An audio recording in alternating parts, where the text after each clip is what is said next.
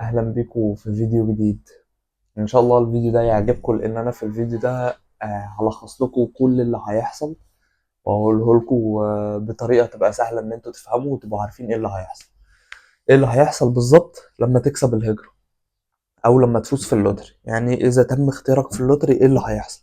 بص، انا في الفيديو ده هقول لك لحد ما تروح امريكا، هقول لك اللي هيحصل لحد ما خلاص انت هتركب الطياره وتروح. لما تروح بقى تعمل ايه دي في فيديو تاني، اللي هو اعمل ايه اول ما اوصل امريكا او اول ما اروح امريكا كسبان الهجرة، دي في فيديو تاني. طيب وفي حاجات برضو اوعى تعملها اول ما تروح، دي برضو هتبقى في فيديو تاني. انا في الفيديو ده همسكك لحد ما تروح امريكا وانت كسبان الهجرة. طيب انت دلوقتي قدمت في اللوتري وتم اختيارك، اعرف ازاي؟ هقول لك تعرف ازاي. اول حاجه انت هتخلي معاك الكونفirmation نمبر اللي قدمت بيه على السايت بتاع الهجرة لحد ما يجي شهر 5، يوم بالظبط 11/5 او 15/5 اللي انت شايفه احسن لك يعني. هتخش وتكشف اذا كنت كسبت ولا لا. طبعا اذا لقيت انه تم اختيارك هيقول لك you have been randomly selected، ده كده انت حظك سعيد جدا لان انت كده اتقبلت. وطبعا برضو في طريقة تانية انك تعرف منها، وهي انهم هيبعتوا لك على الميل. يعني السفارة هتبعت لك على الميل، هتبعت لك جواب على الميل. الجواب ممكن يجي لك عن طريق البريد بنسبة 15%، ولكن بالنسبة الأكبر اللي هي هتبقى 85% إنه هيجي لك على الميل. الجواب هيجي لك على الميل. طيب هيجي لك الجواب يقول لك أنت عندك مبروك، أنت اتقبلت وعندك المقابلة يوم كذا الساعة كذا. هتعمل إيه؟ طبعا هيبقوا قايلين لك اسم المستشفيات اللي هتعمل فيها الاشعاعات والاختبارات، الكشف الصحي والحاجات دي، لان هيبقى فيه كشف صحي هتاخده او قبل ما تروح المقابله بتاعه السفاره. هيقول لك مثلا احنا عندك الخمس ست مستشفيات دول اللي احنا بنتعامل معاهم، هتروح للكبار. تحاليل اكس راي وتحاليل دم واشعه على العظام، دول اكس، ما هي اكس راي اللي هي الاشعه على العظام. تحاليل بطنه واكس راي اللي هو الاشعه على العظام وتحاليل دم. تمام، كشف بطنه، اقول معايا تاني، كشف بطنه، اكس راي، وتحليل دم. ده للكبار. ايا كان بقى ده هيتكلف كام، ده حسب البلد اللي انت فيها. طيب اعمل ايه بعد كده؟ انت الاوراق بتاعه الكشف دي طبعا هتاخدها معاك السفاره، واول ما تكسب خالص هيطلع لك دي اس 260. الدي اس 260 دي هما لما يقول لك انت كسبت هيقول لك ازاي تملاها، هيبعتوا لك السايت اللي هتملى عليه الدي اس 260. الدي اس 260 دي هتملاها طبعا بالانجليزي، مفيش عربي. هيبقى مطلوب منك كل تفصيلة في حياتك من ساعة ما اتولدت لحد اليوم اللي انت عايش فيه ده، اللي هو اللي انت كسبت فيه الهجرة. هيبقى محتاج انك هتدخل كل ده على الدي اس 260 بالانجليزي، ما فيهاش بالعربي خالص. طيب هل المقابلة هتبقى بالعربي ولا بالانجليزي؟ اه المقابلة ممكن تبقى بالعربي، حتى لو القنصل ما بيتكلمش بالعربي ممكن يبقى معاه مترجم. طيب انت في الحالات اللي زي دي هتعمل ايه؟ انت في الحالات اللي زي دي هتاخد كل الشهادات اللي انت حصلت عليها في حياتك، هتترجمها ترجمة معتمدة، ترجمة معتمدة، وتاخدها معاك طبعا المقابلة. آه لو خدمت في الجيش هتجيب الأوراق اللي يثبت انت خدمت قد ايه في الجيش بالظبط. لو دخلت السجن برضه نفس الكلام، هتجيب الأوراق اللي يثبت ان انت دخلت السجن ليه وكده يعني، وقعدت قد ايه جوه. لو سافرت بلاد او حاجه زي كده برضه لازم تبقى مجهز كل الكلام ده، لان انت هتتسال فيه في السفاره. هيقول لك انت رحت انهي بلاد ورحت عملت ايه وكده، وهيدردش معاك، فانت لازم تبقى مجهز نفسك من قبل المقابله. طيب كده في الحالات اللي زي دي انت 10/10 لو جهزت كل الكلام ده 100%.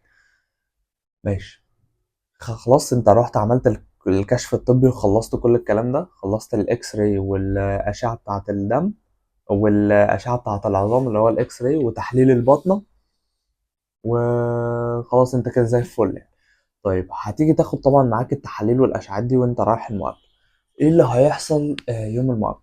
يوم المقابله هيسالوك لو معاك اطفال. بص، اي حد انت مليت له الدي اس 260، يعني لو انت متجوز وعندك اطفال مليت لكل واحد فيهم الدي اس 260، هتدفع على كل واحد $330 في السفاره. ده هيبقى بعد المقابله، هقول لك لسه عليها، انا جاي لك في الكلام. اي حد من اسرتك مش هتملى له الدي اس 260 معاك، مش هيجي امريكا، مش هيجي امريكا خالص.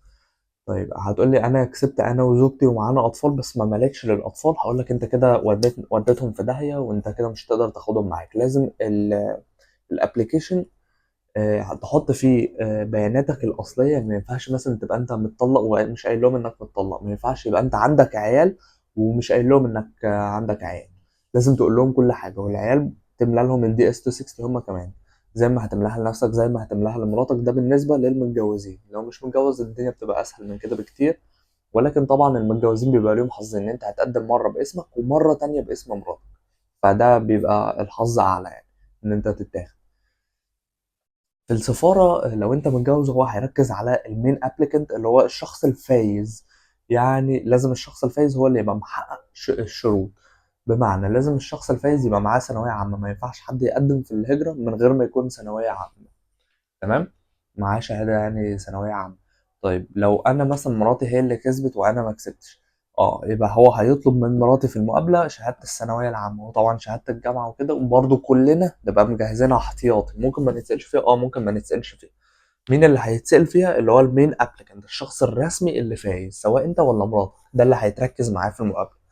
ولكن الشخص التاني برضه هيتركز معاه برضه، بس التاني هو اللي هيبقى واخد الاهتمام كله. طيب خلينا نقول ان انا خلاص عديت المرحلة دي وجيت رايح المقابلة، معايا كل اوراقي مترجمة ترجمة معتمدة.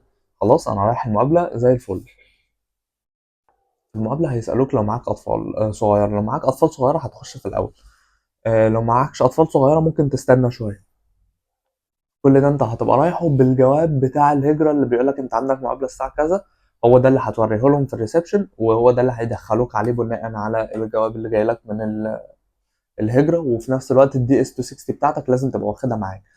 لازم انت تبقى مالي الدي اس 260 بنفسك، لسبب ان انت هو ممكن يسألك على حاجة في الدي اس 260 انت ماليها، فانت لو ما عرفتهاش يبقى 100% مش انت اللي ماليها، يبقى هيرفضك على طول، هيديك ختم الرفض وانت قاعد في مكانك. طيب هتقول لي انا ضعيف في اللغه الانجليزيه، مش كويس انا في الانجليش فممكن ما اعرفش املاها. هقول لك في الحالات اللي زي دي في ممكن تجيب حد برضو مترجم معتمد يملاها لك، او حد بروفيشنال يملاها لك، وانت تبقى قاعد بتملي بياناتك. واللي مش هيعرف يعمل كده انا موجود، انا ممكن املاها لاي حد. لو كسبت في اللوتري وعايز حد يملا لك الدي اس 260 ممكن، ما فيش مشكله، انا املاها لك. تبقى معايا في مكالمة وهسألك على البيانات اللي هحطها وأنا هترجمها وأحطها أنا بنفسي، عشان أسهل عليكم يعني مفيش مشكلة. طيب خلصنا خلاص، دخلنا المقابلة. المقابلة عايز أقولك مش هتعدي 5 دقايق، مش هتقعد طويل زي ما أنت متوقع، ويا نهار أبيض وممكن يقعد يحفل عليا جوه أو يزنقني في حاجات أنا معرفش أجاوب فيها. لا لا، المقابلة مش هتتعدى 5 دقايق، وهقول لك برضو إيه اللي هيحصل دلوقتي. طيب خليني أقول لك بقى، بص اللي هيكسب 50,000 واحد بس. السنة دي بالذات اللي أنا عايز أقوله لكم، إن أنا جاي أبشرك وأطمنك وأقول لك إن السنة دي أمريكا عايزة أصلا مهاجرين. فأنت ممكن السنة دي تلاقي 100,000 واحد اللي كسبان، ممكن تلاقي 200,000 واحد اللي كسبوا في الهجرة. السنين اللي فاتت كانوا بيبقوا 50,000 أو 60,000 بالكتير. لا السنة دي ممكن الرقم يضرب، لأن أمريكا دلوقتي الناس أغلبية الشباب يعني طفشوا من أمريكا لسبب سوء الأحوال الاقتصادية وكده. فأمريكا أصلا عايزة ناس دلوقتي، فأنت الحقوا يا جماعة، اللي مقدم في الهجرة عنده حظ سعيد جدا إن هو فعلا ممكن يكسب، عنده حظ كبير قوي يعني. فأمريكا السنة دي عايزة ناس بالهبل يعني. وهتشوف كلامي ده لما ترامب يمسك. طبعا انت هتقول لي طب ما الناس اللي سابتها كده بسبب الاحوال الاقتصاديه، امال انا رايح ليه؟ اقول لك ده دلوقتي بس، ما تنساش ان في اخر السنه دي هتبقى انتخابات رئاسيه وفي رئيس جديد هيمسك اللي هو ان شاء الله هيكون ترامب، وهيظبط الاحوال دي في ثانيه يعني. يعني كل المشاكل الاقتصاديه هترجع امريكا بقى بتاعت زمان، فما تقلقش خالص من الناحيه دي. دخلنا المقابله، عملنا الدي اس 260، دخلنا المقابله خلاص. هو في المقابله هيسالك شويه اسئله، انا عايزك ترد وانت باصص في عينه، عايزك ترد على اي حاجه هيقولها. هو هيحاول يوقعك، يعني مثلا هديك مثال. ممكن يقول لك مين هو انت، كنت في تخصص ايه في الجامعه في الكليه. طبعا هيبقى معاه الورق بس هيسالك برضه. هتبقى الورق اللي انت جايبه له، الشهاده بتاعتك المترجمه ترجمه معتمده اللي انت جايبها له، هيبص فيها. هيقول لك طيب الورقه بتاعتك بتقول مثلا ان انت في هندسه. هيسالك مين دكتورك المفضل. لو قلت له مثلا الدكتور المفضل بتاع دكتور كذا مثلا بتاع جرافيكس، هيقول لك انت بتضحك عليا بقى. ده انت ازاي منين كنت في هندسه ودكتور الجرافيكس هو احسن حد عندك، فاهم؟ فانت لازم تبقى واعي هو هيسال في ايه بالظبط، ولازم تبقى مركز يعني ومجمع معلوماتك علشان ما يزنقكش او ما تترددش ويبقى شكلك وحش وتعرض نفسك ان انت ممكن تترفض. فدايما تبقى باصص له في عينه وتبقى مركز في الاجابه بتاعتك، تبقى على طول الاجابه بتاعتك من الاخر. حتى لو حاجه انت مش عارفها جاوب برضه. بعد المقابله هو هيديك الورقه اللي هتاخدها وتروح تدفع بيها. هتروح الخزنه، هتدفع لكل واحد كان في المقابله، او كل واحد انت مالي له الدي اس 260 $330. آم، لو معكش بالدولار ممكن تدفعها بعملة بلدك، متهيألي يعني الكلام مش أكيد، بس طبعا هيبقى أعلى من سعر البنك يعني، خد بالك. فبيستحسن إن أنت تبقى معاك دولارات، $330 بالظبط. أنا عارف هو مبلغ صعب وكل حاجة، بس أنا كنت عامل فيديو إزاي تجمع الحاجات دي، وقلت لك إن المستقبل كله على الإنترنت، وتحاول تلاقي شغلانة على الإنترنت، هو ده اللي هيجيب لك الكلام ده، وأنت قاعد في البيت مش هتخسر أي حاجة. بعد ما خدت الورقة ونزلت دفعت $330 على كل واحد معاك في المقابلة. هيعمل ايه بقى؟ هيديك الورقه اللي هتتابع بيها. اول حاجه هياخد منكم الباسبورات كلها، وهيديكوا الورقه اللي هتتابع بيها الحاله بتاعتك على الانترنت، على السايت بتاع الهجره، او السايت الخاص بالسفاره. يعني هتتابع الحاله بتاعتك، هتشوف اذا كنت انت ايشود ولا ايه اللي حصل بالظبط، ولا الحاله اترفضت ولا اتقبلت. الورق اللي ده هيبقى فيه كل البيانات اللي انت هتتابع منها كل حاجه. هياخد منك الباسبورات وانت كده خلاص هتمشي. لو انت متجوز او كده ممكن تاني يوم او تالت يوم، او ممكن تاخد اسبوع او اسبوعين، وبص تلاقي الجوابات مبعوثة، الباسبورات مبعوثة لك على البيت. هتبقى طبعا عن طريق البريد او عن طريق شركة شحن. هم طبعا اللي هتبقى السفارة بيتعاملوا معاها يعني. وهيبقى فيها ختم الجرين كارد، ختم الجرين كارد اللي هو الكارت الاخضر، كارت الاقامة. تمام، خدنا الختم خلاص. طيب لو انا مثلا متجوز ومراتي واولادي خدوا الباسبورت بتاعتها عليهم ختم وانا ما خدتهاش، يعني ممكن يبعتوا لك انت الباسبور فاضي. ده ما تقلقش خالص، ده علشان بيبقى بيسأل عليك مرة واثنين وثلاثة، وبيعمل عليك تحريات، وبيشوف لو الحتت اللي انت سافرت فيها، ويستعلم عنك وبيسأل عنك يعني. ما تقلقش خالص، انت كده مش مرفوض. وممكن يقول لك ان انت مرفوض على السايت، تيجي تتابع الحاله بتاعتك يقول لك ان انت مرفوض. ليه هيقول لك ان انت مرفوض؟ ليه ما يقدرش يقول لك مثلا ان انت اجراءات اداريه؟ لان انت ساعتها هيبقى الباسبور معاك، ما يقدرش يعمل لك اجراءات اداريه والباسبور معاك. فهيبقى كاتب لك ان انت ايه، تم الرفض. بس ما تقلقش، ده بيبقى بيسأل عليك، وبعد ما يخلص سؤاله عليك ويتأكد ان انت شخص تمام وماشي في السليم وكل اوراقك مظبوطة وكله تمام، هتلاقيهم باعتين لك جواب بيقول لك ابعت لنا الباسبور في في البريد او شركة الشحن اللي هو جاب لك بيها الباسبور. هتبعت له الباسبور، هتستلم الباسبور بتاعك. بعد كده ان شاء الله عليه الختم بتاع الكارت الاخضر، ختم او التأشيرة، تأشيرة امريكا. بس انت كده معاك تأشيرة امريكا ومعاك ختم الجرين كارد. طيب فيها ايه الدي اس 260؟ هي هتبقى صعبة. فيها مثلا عايزين عنوان في امريكا وانت عمرك ما رحت امريكا. طب ليه؟ عشان هو ده اللي هتستلم عليه الجرين كارد بعد اسبوع. بعد اسبوع ما توصل هناك هو ده اللي هتستلم عليه الجرين كارد. فهيبقى مطلوب منك بيانات صعبة جدا، زي ما بقول لك. اصعب حاجة ممكن مثلا تقابل الناس اللي هو هيبقى طالب منك عنوان في امريكا وانت عمرك ما رحت امريكا، ولازم تعملها. ما ينفعش تعمل للحاجات دي سكيب، لا ده انت لازم لازم لازم تعمل الكلام ده. مفيش معلومة ما ينفعش تحطها، مفيش بيانات ينفع تسيبها، لازم كله تملاه. عشان كده بقول لكم انا ممكن اساعدكم يعني، علشان في ناس هتقف كتير في الحتت اللي زي دي، فانا موجود ان شاء الله، هنلاقي لها حل مع بعض. آه، زي ما قلنا كده خلاص يعني، مفيش اي مشاكل للناس اللي هي ما عندهاش اي مشاكل تبع السفارات. الناس اللي مش عامله مشاكل، الناس اللي اساميها مش موجوده في قائمة الارهاب، الناس اللي ماشيه مظبوط، فدي بنسبه 99% هتتقبل في دخول امريكا. وان شاء الله هتاخد ختم الجرين كارد وهتاخد تاشيره امريكا. طيب اعمل حسابك ان التاشيره اللي انت هتاخدها دي لو ما خدتهاش قبل السنه الماليه الجديده اللي هي بتخلص يوم 30 سبتمبر، يعني 30 سبتمبر، اعمل حسابك ان انت كده مالكش دخول امريكا تاني. فانت لازم تاخد الباسبور عليه التاشيره وتطير على طول، تطير على طول. معلومه تانية عايز اقولها لك بالنسبه للحاجات الفحوصات اللي هتعملها في المستشفى، دايما خليها قبل المقابله باسبوعين، علشان ما يقولكش مثلا لا ده الكلام ده كان من زمان، مثلا ما تبقاش المقابله بتاعك لسه فيها شهر وتنزل تعملها من دلوقتي. خليها قبلها باسبوعين، 10 ايام بالكتير قوي. يعني 10 ايام وتنزل تعمل الاكس راي والحاجات الكشف الصحي اللي هيبقى في المستشفيات اللي هم هيبقوا باعتينها لك طبعا. ليه بقى؟ علشان هو بيتاخد من ميعاد الفحوصات دي. فاهم؟ ما تبقاش انت عاملها من شهر يقول لك لا اعملها لي تاني، انت كده مش مظبوط.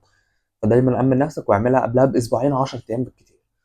يعني ما تبعدش عن كده، اسبوعين 10 ايام انزل اعمل الكشف الطبي، روح المستشفيات اعمل الفحوصات الطبيه، اعمل تحليل الدم، اعمل الاكس راي، واعمل كشف البطن قبلها باسبوعين 10 ايام، وانا افضل من وجهه نظري اعملها قبلها ب 10 ايام. بس كده، دي كانت معلومه سريعه للناس اللي ممكن تقف في الحته دي، علشان انا بلخص عليكم الدنيا وعايزكم تنجزوا، يعني مش عايز حد يقف في اي حاجه وانا موجود. ما ينفعش يبقى في حد متابع القناه بتاعت علي عمرو ويقف في حاجه زي دي او ما يبقاش عارف ايه اللي هيحصل، لا لازم انا اعرفك كل حاجه. بس كده، اتمنى الفيديو يكون عجبكم، وطبعا ما تقلقوش، يعني انت اللي هيكسب الهجرة ده هو زي ما تقول كده الدنيا ابتسمت له، هو هيروح هناك هيحقق كل اللي هو نفسه فيه، مفيش حاجة اسمها مستحيل. عايز تبقى ممثل تقدر، معيش وسط تقدر، عايز تبقى عالم فضاء تقدر، عايز تبقى بيزنس مان كبير وصاحب شركات وتبني تقدر، مفيش اي مستحيل. عايز تركب عربيات اللي انت بتشوفها دي تقدر، تقدر، مفيش اي حاجة توقفك ابدا. انت رايح امريكا اعمل حسابك ان انت اتفتح لك خلاص البوابات، بوابات الحياه اتفتحت لك، يعني الدنيا ابتسمت لك. بس كده، يلا اشوفكم الفيديو الجاي، واتمنى يكون الفيديو عجبكم، وارجوكم لو عجبكم الفيديو ما تنسوش تعملوا اللايك، لان اللايك مهم جدا لانه بيساعد الفيديو للانتشار. وطبعا اي معلومه عايز تستفسر عنها او تعرف اي حاجه اكتب لي في الكومنتات على طول، انا برد كده كده على الكومنتات. ولو السؤال بتاعك طويل او محتاج فيديو هطلع اعمل لك بيه فيديو لوحده. بس كده، وما تنسوش طبعا لو انتم مش مشتركين في القناة نشترك في القناة، لان احنا عايزين نوصل القناة لأعلى نسبة مشتركين، يعني عايزين نوصل مثلا 4000 ولا حاجة. يلا اشوفكم الفيديو اللي جاي. علي عمرو، سلام عليكم.